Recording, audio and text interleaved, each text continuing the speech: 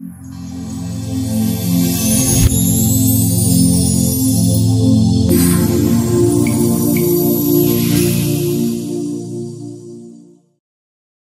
va parler aujourd'hui de deux histoires particulières des évangiles.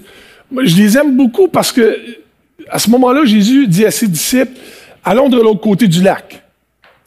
Je trouve ça intéressant parce que là, Jésus avait une destination qui était prévue là.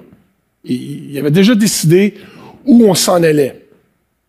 Puis vous savez tous que la destination, c'est, bon, quand on va en vacances, la destination devient privilégiée. Ah, je m'en vais quelque part. Mais on oublie souvent que la destination, c'est juste ça qu'on arrête.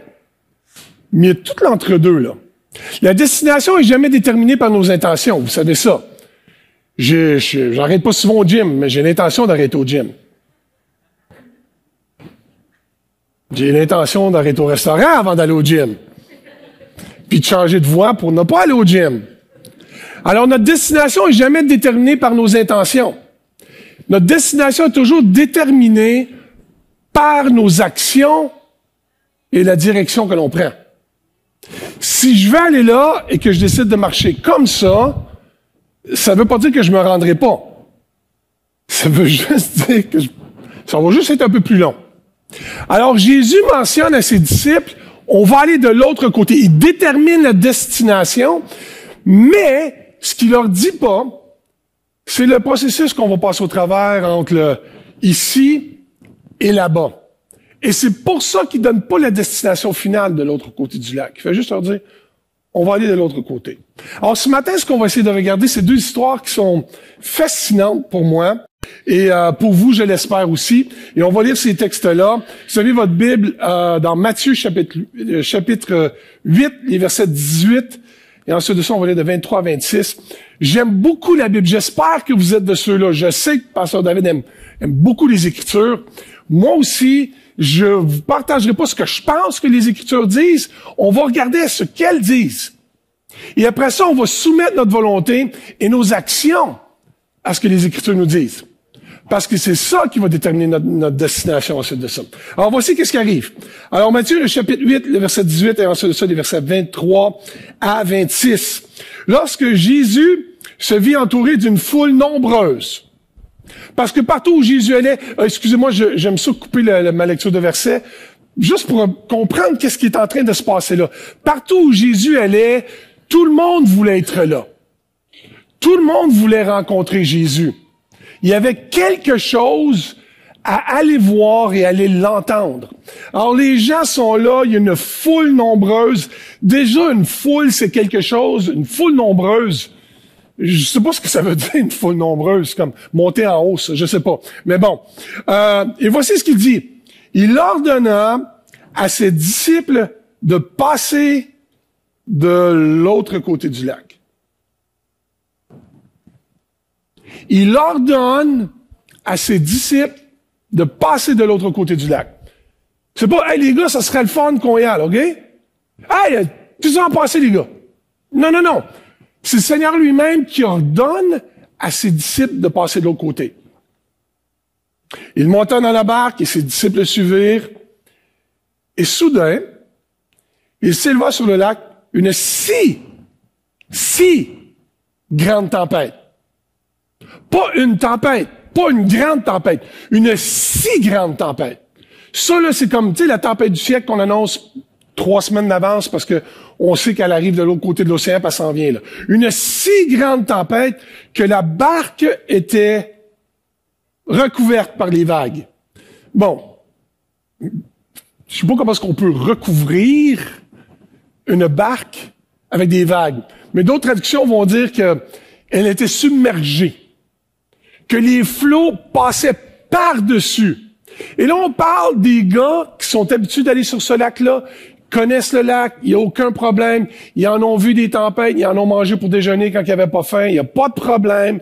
Mais ce coup-là, la barque, et ça va vraiment pas bien, mais ma préférée dans tout ça, moi là, c'est celle-là.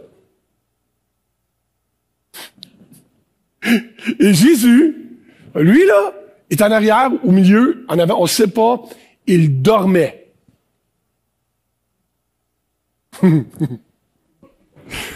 OK. Vous connaissez ce gars-là ou cette fille-là dans une voiture, même sur les belles rues du Québec. Là. Il va dormir quand même dans la voiture, hein? Vous les connaissez, ces gens-là. Mais Jésus, en plein milieu d'une tempête, dort, lui. Pas trop stressé avec la situation. Prend ça relax et il dort. Je sais pas si ça vous est déjà arrivé, vous, d'avoir l'impression que Jésus dort. Là, aucune insulte à l'Évangile. C'est pas ça que j'essaie de faire. Mais des fois, j'ai eu l'impression régulièrement dans ma vie où Jésus dormait, où il m'entendait pas quand je priais. Alors, tu pries et tu dis, Seigneur, est-ce que tu m'entends? Ça serait bon que tu fasses quelque chose, là. Ça m'est déjà arrivé de dire, Jésus, est-ce que tu dors? Je le dis pas comme ça, parce que c'est en privé entre lui et moi. Ça sonne beaucoup plus intense que ça. Fait que dans ce temps-là, ce que je fais, et ma femme vous le dira, je sors dehors parce que j'ai l'impression que ma prière frappe le plafond. Et je sais, c'est ici, là. Je sais. J'ai très bien compris. Il est partout, je le sais, mais c'est mon impression, c'est que il veut tellement pas m'entendre que ma prière frappe le plafond et elle me revient à moi. Et je suis frustré parce qu'il ne répond pas à mes besoins. Je vais dehors, je regarde le ciel puis je crie un peu. Come on, Seigneur, qu'est-ce qui se passe? Alors, il y a cette tempête-là qui arrive. Les disciples commencent à paniquer un peu, mais lui, Jésus, très calme. Il savait très bien que c'était pas la fin de sa vie à ce moment-là. Il était bien au courant. Les disciples s'approchèrent et le réveillèrent en lui disant, là, je vais essayer de lire comment ça aurait pu se passer, ce bout-là, OK? Seigneur, sauve-nous. Nous allons mourir.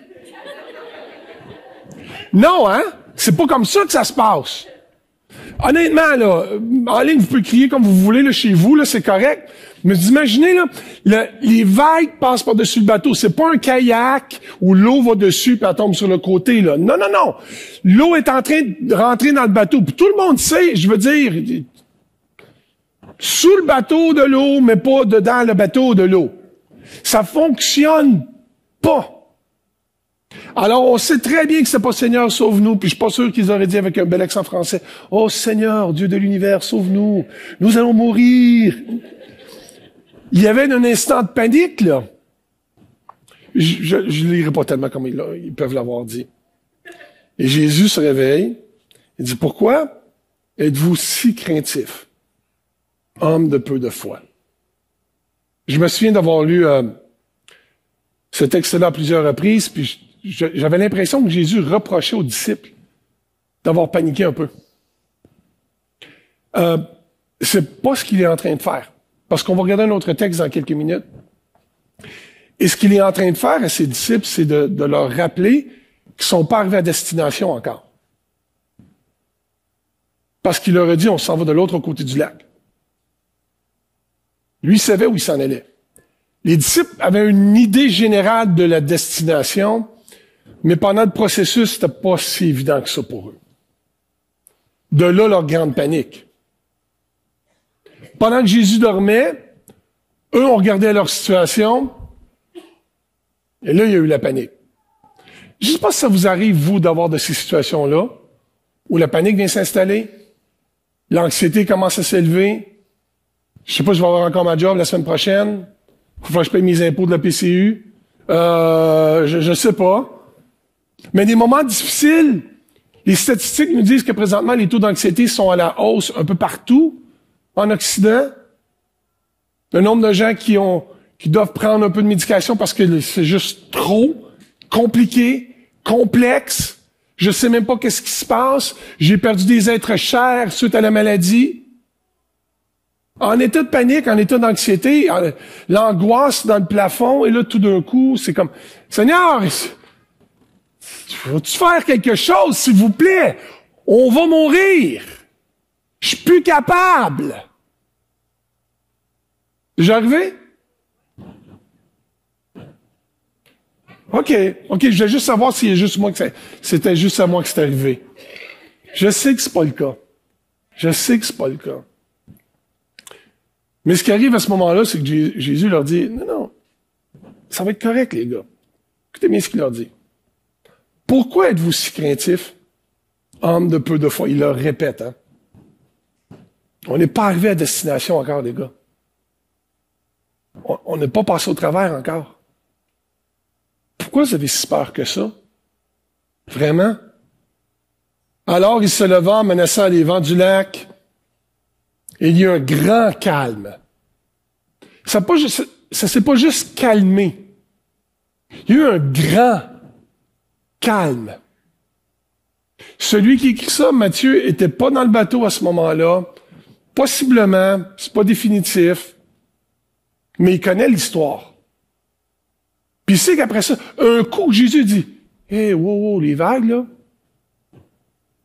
relax, calmez-vous. » Après ça, non seulement les gens ont été calmes, les disciples se sont calmés, mais il y a un grand calme. Il y a eu comme un moment où Dieu, au-delà de juste des bons mots qu'on connaissait, il y a eu quelque part cet apaisement complet de juste être bien. Ouh, il a pris soin de nous. On ne mourra pas finalement. Parce qu'ils ne sont pas arrivés à destination encore. Eux voulaient arriver à destination, mais la destination pour Jésus n'était pas si importante que ça. C'est le chemin sur lequel il les amenait. Un chemin. Le processus dans lequel il les amenait. Et ces hommes furent étonnés. C'est ces disciples, là, hein? On ne parle pas des gens qui ne connaissaient pas Jésus, là. Ça fait déjà 1 an et demi qu'ils marchent avec lui.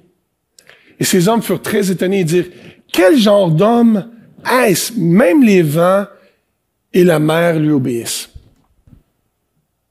Cette histoire-là est là pour nous rappeler différentes affaires. On sait déjà, je ne veux pas parler des tempêtes dans nos vies. Je veux dire, on a entendu parler amplement dans les 2 dernières années. Et c'est pas fini. Right? Je disais aux ados vendredi, mais que c'est passager, ça. Ça ne durera pas toujours. On va passer au travers à un moment donné. On va sortir de l'autre côté. Comme Winston Churchill le disait si bien, si vous marchez à travers l'enfer, continuez à marcher.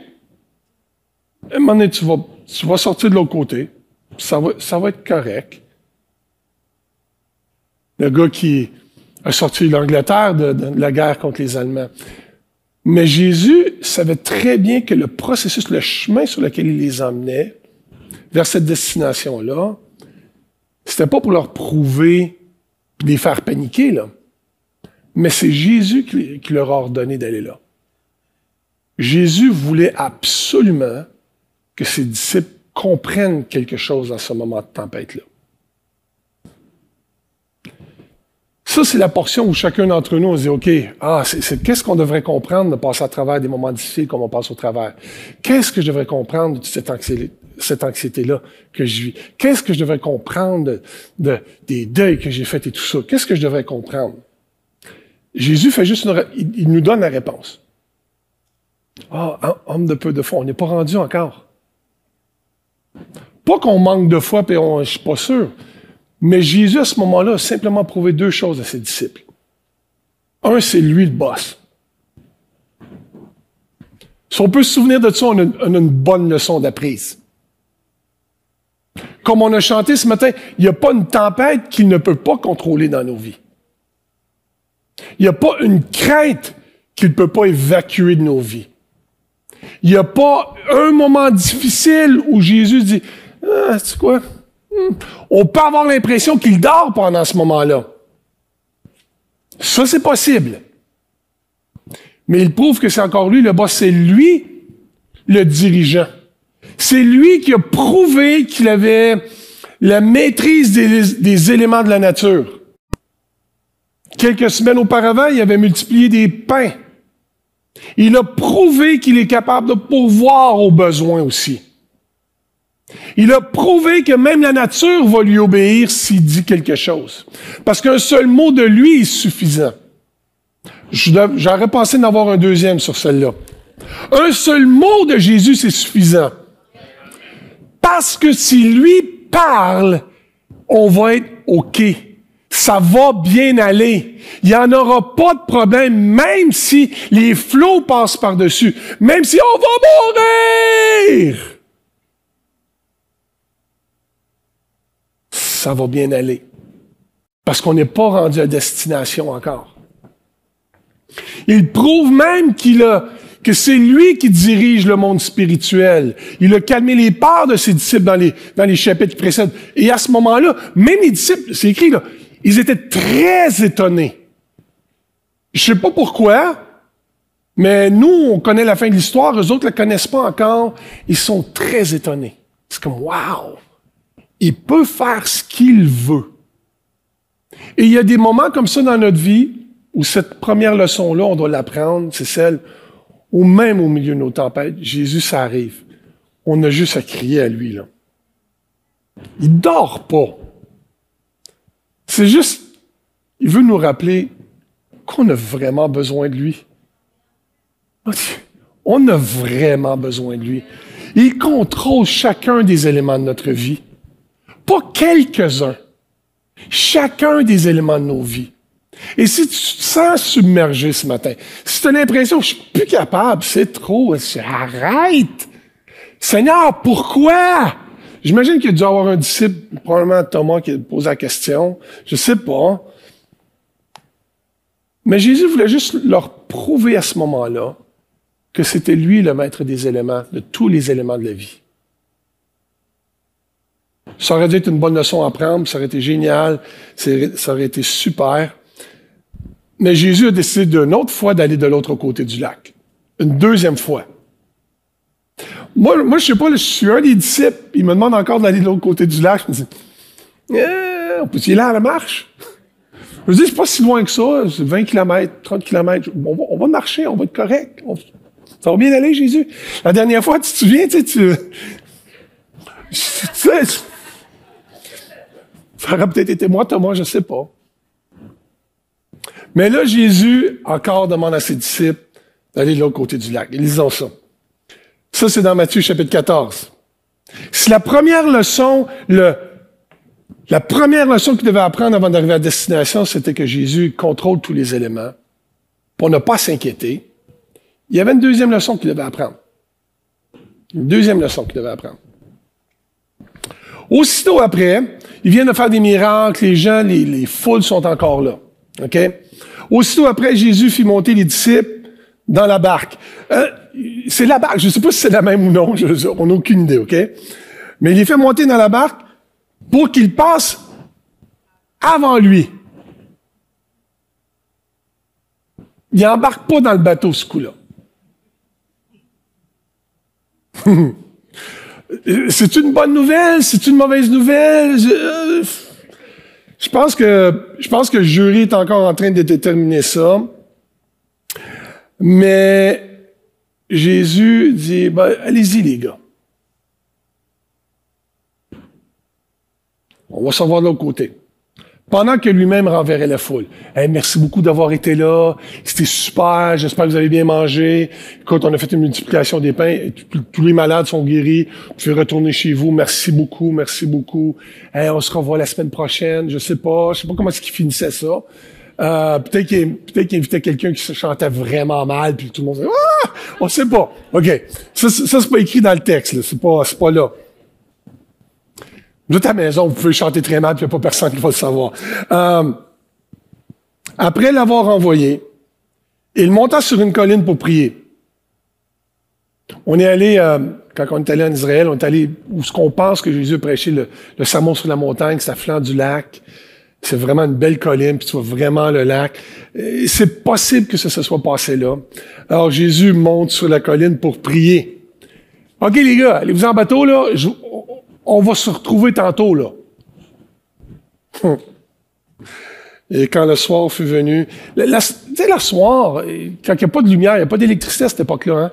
Quand le noir arrive, comme on dit, il fait noir comme chez le loup, là, hein. Il n'y a pas de, attends une minute, là, hey, t'as-tu amené ta lampe de poche? Non. C'est la lampe frontale. Non, il n'y en a pas. Attends, c'est le dynamo. Non, il n'y en a pas. Il fait noir. Tu n'emmènes pas une chandelle sur un bateau, bateau de bois, tu sais, c'est pas le genre d'affaire que tu fais pas. Alors, le soir est venu. Et Jésus se tenait là seul. Et c'est là où il a dû avoir une impression de déjà-vu qui arrive. La barque était déjà à une bonne distance de la terre et elle était battus par les vagues. Je suis convaincu que pendant ce temps-là, il y a eu quelques discussions rapides dans le bateau, là. OK, ça y est, les gars, on est fini. Jésus n'est pas là, ce coup-là. On est fait. Nous allons mourir, pour vrai, on ne sait pas trop. Mais elle est battue par les vagues parce que là, tout d'un coup, la Bible prend le temps de mentionner que c'était pas la question des vagues, ce coup-là, mais que le vent était contre elle. Ça allait pas comme il voulait. Est-ce que ça va toujours comme vous voulez, vous? Moi non, là. Je veux dire, ma vie ne va pas toujours comme je veux. J'aimerais ça, mais c'est pas toujours le cas. Et là, tout d'un coup, c'est non seulement qu'il y a les vagues qui arrivent, mais en plus, le vent pousse la barque dans l'autre direction. Et à la fin de la nuit, comprenons, là, au début de la soirée, il s'en va prier, puis on parle de la fin de la nuit. 8, 10, 12 heures plus tard. Pas 3 minutes après. Hey, Jésus, tu sens pas l'eau d'en face? Comment, réveille-toi? Non. C'est pas ça, là. Une douzaine d'heures plus tard, Jésus alla vers eux. L'autre petit bout assez intéressant parce qu'il marche sur le lac, lui. Le vent contraire n'existe pas. Les vagues ne dérangent pas. Les difficultés, pas grave. Je suis capable de faire quelque chose que vous ne connaissez pas encore. Ils m'ont marché sur le lac, les gars. C'est quelque chose. C'était pas arrivé encore. Et là, ça arrive. Voyez-vous, il y a comme quelques petites similitudes entre les deux histoires. La grosse différence, c'est que le premier, Jésus était là, puis les disciples avaient l'impression que Jésus s'en moquait totalement de leur situation. Puis la deuxième, c'est on est allé, on y va, mais ça marche pas en tout comme on veut. Et Jésus sur la colline, c'est la nuit, on ne sait pas trop si c'est un clair de lune, puis il voit un peu ce qui se passe, probablement pas, des nuages, parce que le vent est...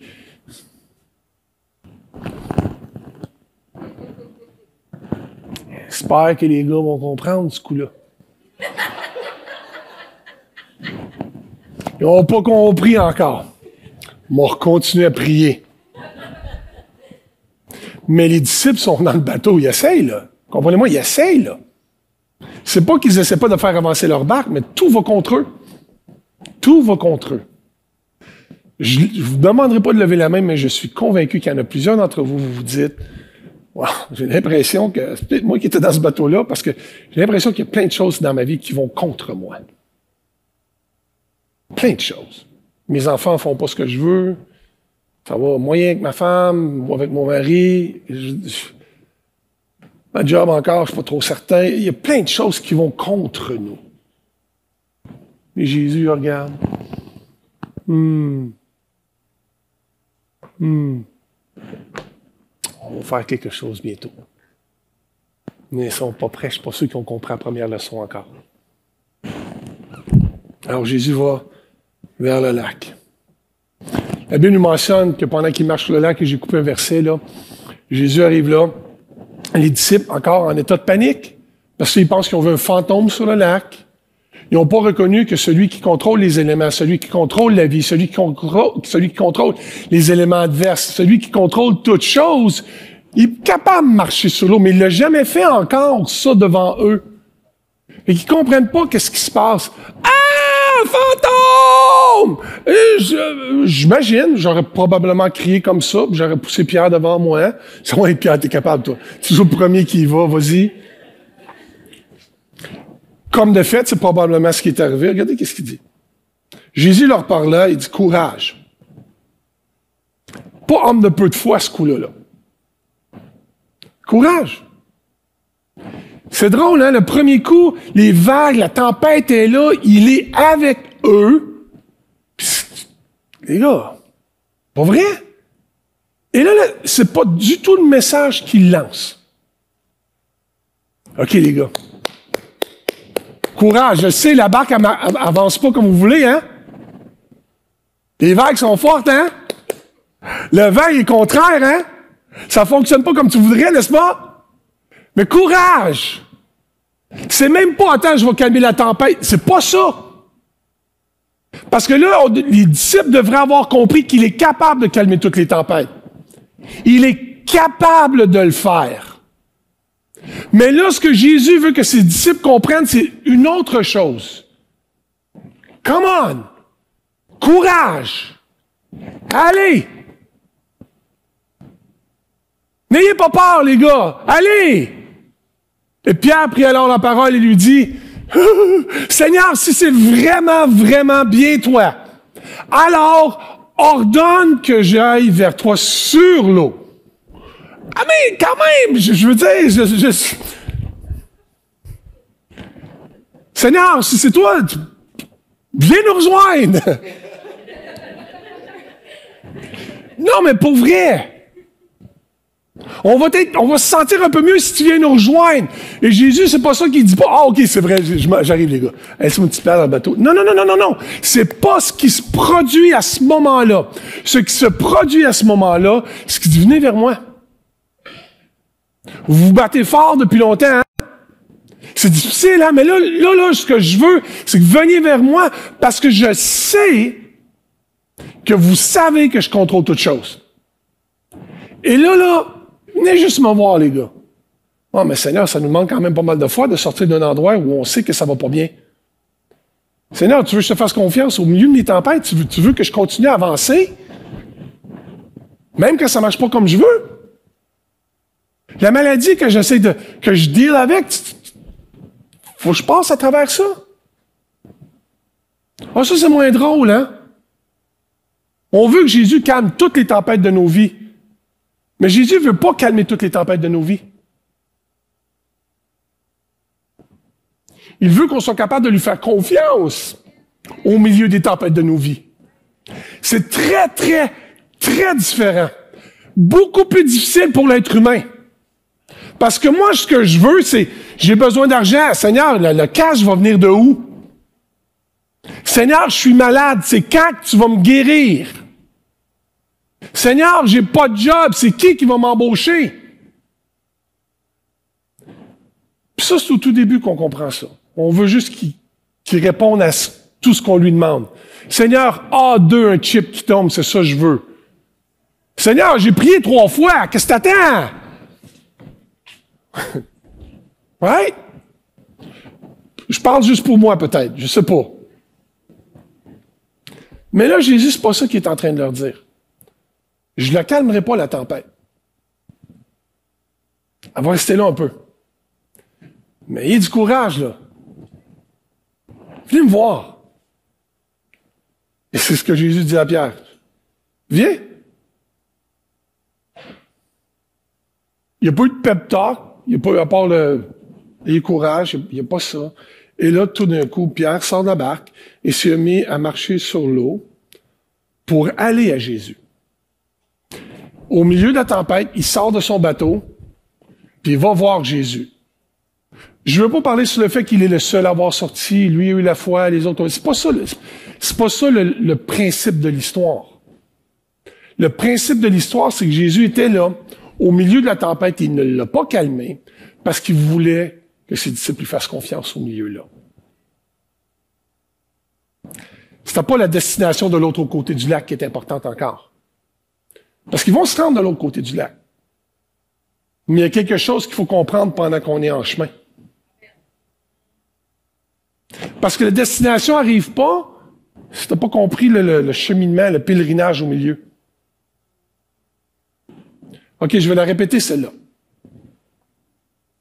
La destination n'arrive pas si on n'a pas compris ce qui doit se passer au milieu, entre le point de départ puis l'arrivée. Jésus n'est pas si concerné que ça par la destination, mais c'est ce qui se passe dans nos vies entre les deux. Je vais tout faire pour vous, mes enfants. Moi, calmer toutes les tempêtes de vos vies. Super. La plupart d'entre nous, si vous êtes chrétien depuis au moins 3 jours, vous savez qu'il y a des moments où Jésus a calmé les tempêtes de vos vies, puis c'est un miracle, je ne sais pas comment ce qu'il a fait, c'est incroyable. Et après ça, c'est tout ce qu'on veut. Mais c'est la deuxième histoire de l'Évangile qui compte à ce moment-ci. Il ne veut pas les calmer, les tempêtes de nos vies. Bien. Tu es en train de passer à travers de quelque chose, mais viens avec moi.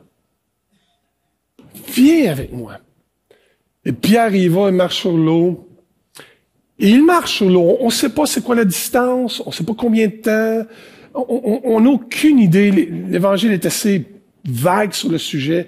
Tout ce qu'on sait, c'est que le moment où il sort du bateau puis qu'il fait ça, il ne cale pas. J'ai essayé dans une piscine, enfant, ado, adulte.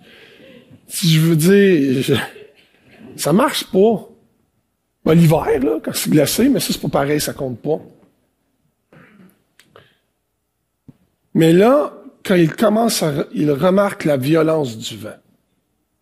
Le même vent qui allait contre la barque, hein. Là, il est allé à Jésus. Je m'en vais vers toi, là. C'est correct, Seigneur, je te fais confiance, là. Mais là, tout d'un coup, il se rappelle, « Ouais, mais ça va pas comme je veux. »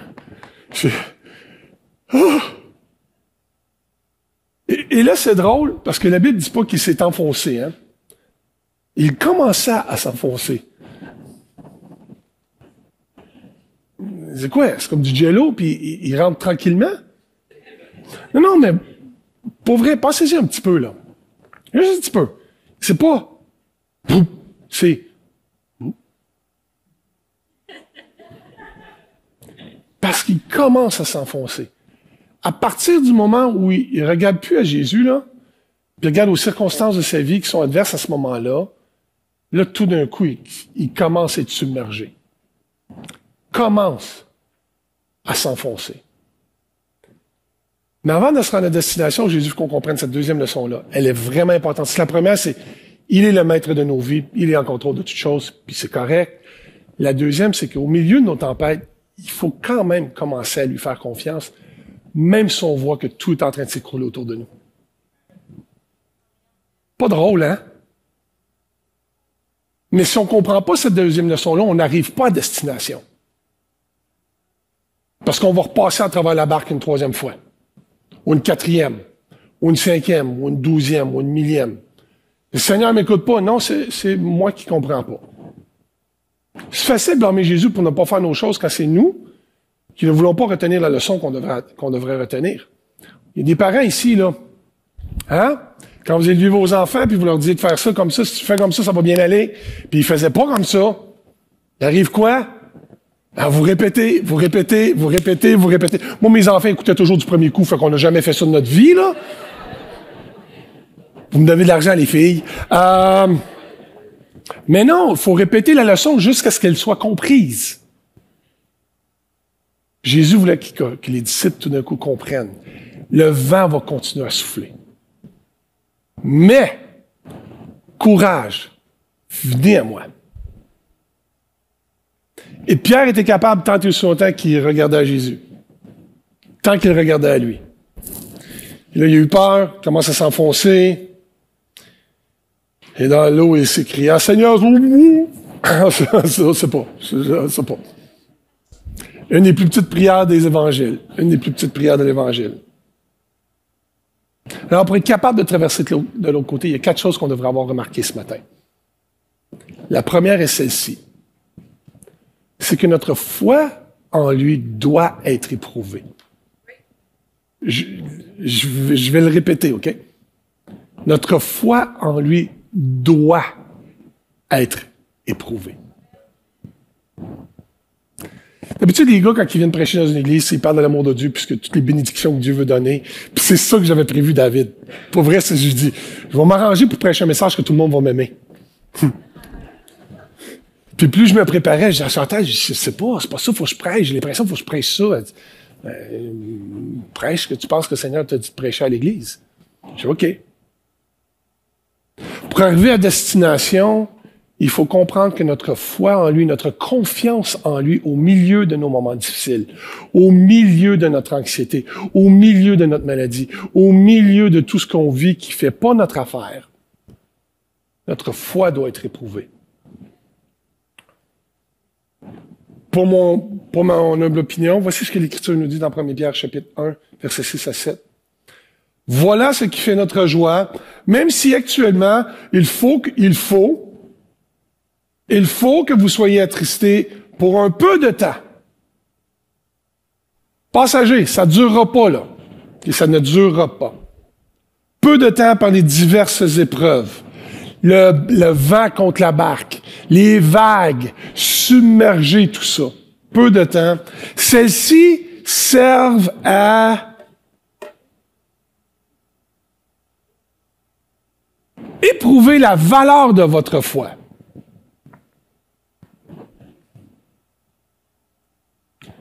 Parce que lorsqu'on est capable de faire confiance à Dieu, lorsqu'on est capable de placer notre foi en lui au milieu de nos circonstances adverses et complexes, notre foi devient éprouvée et voici ce qui arrive après. Quand tu nous as éprouvés, ô Dieu, le Seigneur qui ordonne de passer au travers, right? Tu nous as fait passer au creuset comme l'argent, mais tu nous en as tiré pour nous donner l'abondance. Mais il faut commencer par passer par des situations adverses pour obtenir ce que Dieu veut nous donner, l'abondance. Il faut être prêt à écouter les mots de Jésus et qui dit « Courage! C'est pas facile, je le sais. Courage! Viens à moi! » Cours pas comme une poule sans tête à chercher des solutions sur Google, à appeler tout le monde, à te plaindre à tout le monde. Peux-tu juste venir à moi? S'il te plaît. Parce que quand tu fais ça, la deuxième chose sur le chemin pour te rendre à destination, c'est que ta foi éprouvée va te permettre de vivre l'abondance de ce que Dieu a prévu pour toi. C'est beau ça, hein? C'est le fun parce qu'on veut l'abondance de ce que Dieu a pour nous. Mais il faut qu'on soit éprouvé avant. Un peu. Troisième chose. Les disciples ont compris, on ne sait pas trop comment, et finalement, ils arrivent de l'autre côté du lac. Quand les habitants du lieu eurent reconnu Jésus, eux, ils l'ont reconnu, les habitants ont reconnu Jésus. Ils firent prévenir tout le voisinage et on lui amena tous les malades. Pas des malades, tous les malades. Il le suppliait de leur permettre simplement de toucher la frange de son vêtement et tous ceux qui le touchaient étaient guéris.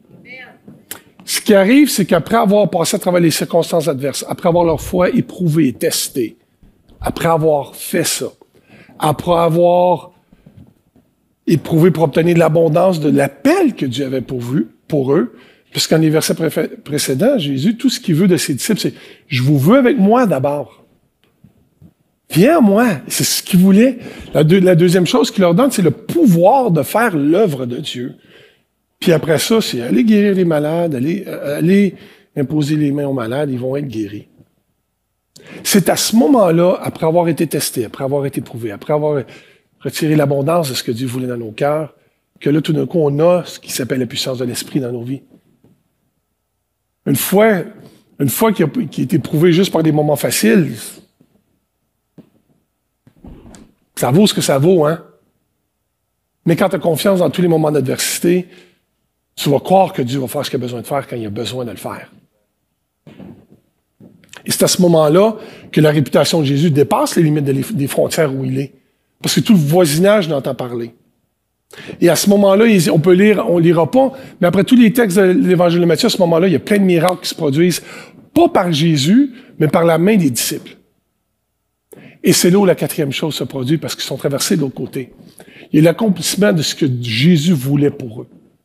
T'as passé au travers, super, t'es venu à moi dans tes moments de difficulté, génial, voici ce que je te donne, la puissance de l'Esprit pour toi. Maintenant, va faire ce que je t'ai appelé à faire. Va vers les gens qui ne connaissent pas Jésus. Va vers ceux de ton entourage qui ont besoin d'aide. Va aimer ceux que personne ne veut aimer. Va faire ça, va guérir les malades. Va et sois présent pour eux parce que je suis avec toi. Ce que tu as le goût de faire, que le Seigneur a placé dans ton cœur depuis des semaines, des mois et des années, c'est à ce moment-là, après avoir été prouvé, après avoir été éprouvé, que Dieu va te permettre d'accomplir ce que tu voulais faire depuis si longtemps qu'il avait placé dans ta vie. Mais il faut passer par la première barque, on panique, puis il vient nous aider. La deuxième, c'est nous autres à aller vers lui. Alors, voici ce que j'aimerais faire en terminant. On n'est pas à la mode où on va inviter les gens à s'avancer encore, mais j'aimerais ça que les musiciens reviennent et qu'on rechante le dernier chant qu'on a chanté ce matin.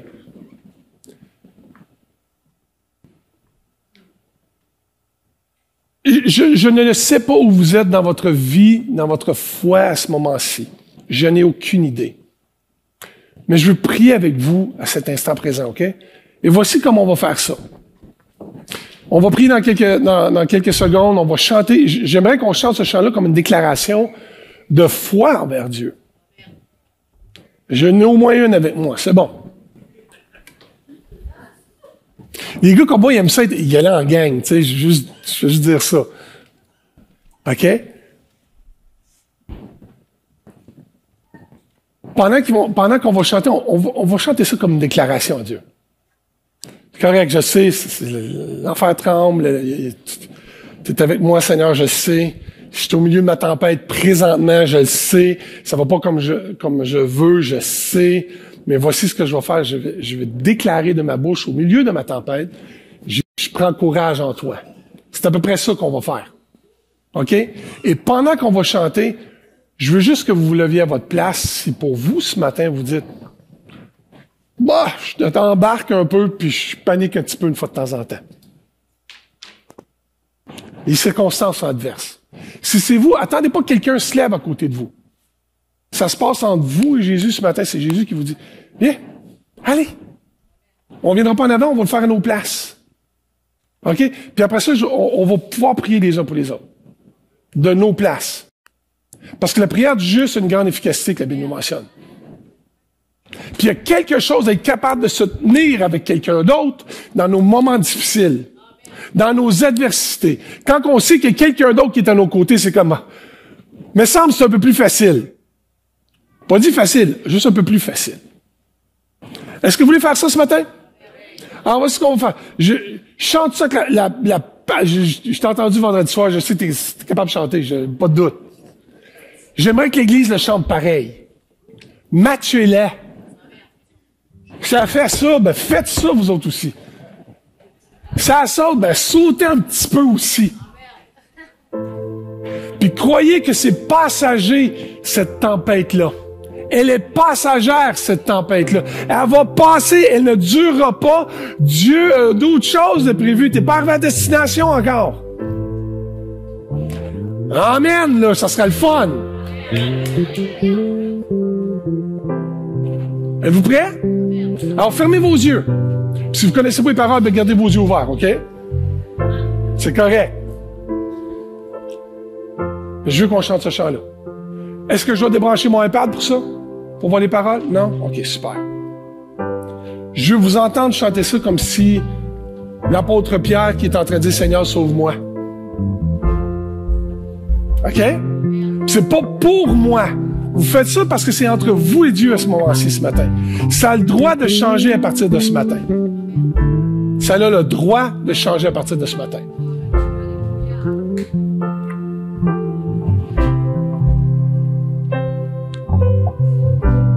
Dans notre prière ce matin, Seigneur. Tu calmes maintenant l'orage si violent qui s'apaise en ton nom. Yes. Calme dans de l'océan, apaise ma colère, chaque vague en ton nom. Chantez ça comme une déclaration. Jésus, Jésus, tu fais trembler les Allez, peuple de Dieu. Jésus, Jésus, nos peurs se taisent.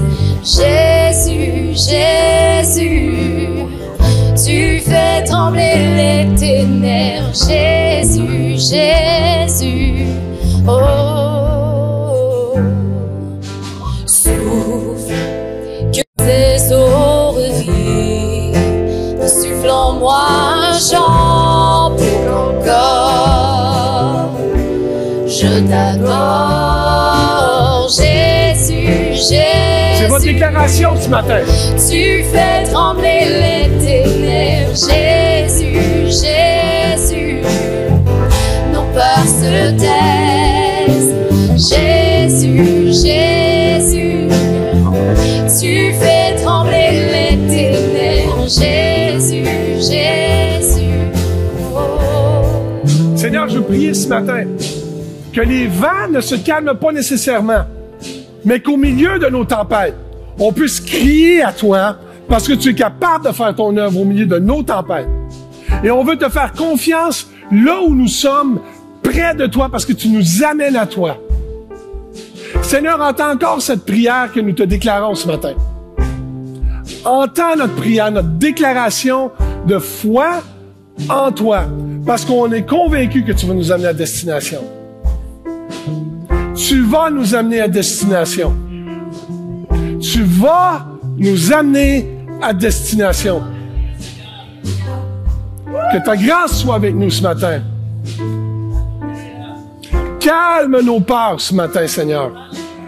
Calme nos inquiétudes ce matin, Seigneur. Qu'on prenne courage en ta présence, parce que là où ce que tu es, ça va bien aller parce que tu es là. Voici ce que j'aimerais que vous fassiez. Priez pour la personne qui est à côté de vous dans votre famille. Sortez pas de la cellule familiale. Posez votre main sur votre conjoint qui est à côté de vous ou votre ami qui est à côté de vous. Si vous vous sentez à l'aise de poser les mains. Et pendant que notre super équipe de louange, merci pour ce que vous faites, vont chanter, prier pour la personne à côté de vous. Il est très possible que vous connaissez déjà la situation dans laquelle ils sont. Alors, priez pour eux des choses toutes simples comme « Seigneur, au milieu de cette tempête, qu'ils aient le courage. Viens calmer la tempête, Seigneur, qu'on puisse avancer dans... Seigneur, amène-nous à destination, qu'importe. » Vos mots vont être suffisants parce que Dieu connaît très bien l'intensité et l'intention de vos cœurs à ce moment-ci. Alors, priez pour la personne à côté de vous pendant qu'on chante. Ton nom, la lumière qui a confondu l'enfer. Ton nom triomphe à tout jamais. Ton nom est vivant pour toujours élevé. Ton nom triomphe à tout jamais.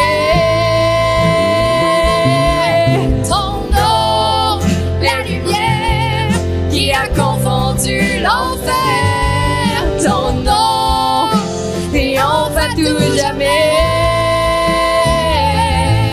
Ton nom est vivant pour toujours élevé. Ton nom triomphe à tout jamais. Jésus, Jésus, tu fais trembler les ténèbres. Jésus, Jésus, nos pas se taisent. Jésus, Jésus, tu fais trembler les ténèbres. Jésus, Jésus, oh, oh, oh. Merci pour l'œuvre que tu fais dans nos vies présentement, Seigneur. Merci pour ce... On n'est peut-être pas à destination encore, d'accomplir tout le but de nos vies encore, peut-être. Mais pendant qu'on est en chemin pour cette destination-là, Seigneur, que nos actions nous amènent dans la bonne direction. Qu'on se dirige vers toi, Seigneur. Et merci pour l'œuvre que tu fais dans nos vies ce matin. C'est en ton nom, Seigneur, qu'on prie. Amen. Amen.